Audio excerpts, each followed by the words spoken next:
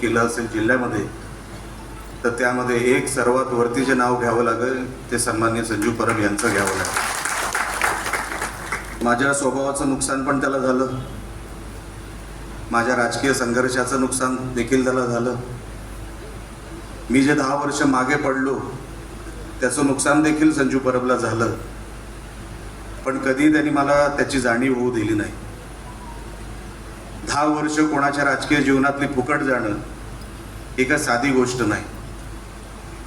आणि अनेकांना आश्चर्य वाटतं की हा निलेश राणे 2024ला निवडून कसा आला. तर 2014 ते 2024 मध्ये मला परत परत जिल्ह्यामध्ये जर कोण व्यक्ती आणत होती तर ते संजू परब आणत होते, आणि म्हणून मी 2024 मध्ये आमदार झालो. मी अनेक गोष्टी संजू परब यांच्याबद्दल मी सांगू शकतो, पण ते माझ्या तोंडातून मी सांगणं हे लोकांना वाटेल की निलेश राणेच बोलतोय, पण असं नसतं. प्रत्येकाचं एक मन असतं. संजू परबकडे ते मन आहे.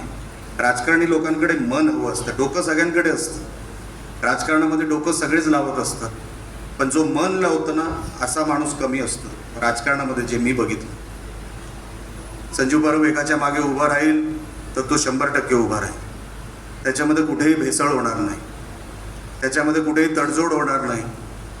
आणि मग स्वतःचं किती जरी नुकसान झालं, कोणी त्याला काही जरी सांगितलं, किती जरी त्याच्याकडे आले तू आमच्या पक्षात ये, आणि संजू परबचा चेहरा असा आहे की समोरच्याला वाटतं हो आपल्याकडे येऊ शकतो. आणि जसा तो माणूस बाहेर जातो पहिला फोन तो मला करतो, साहेब एक जोक सांगतो तुम्हाला.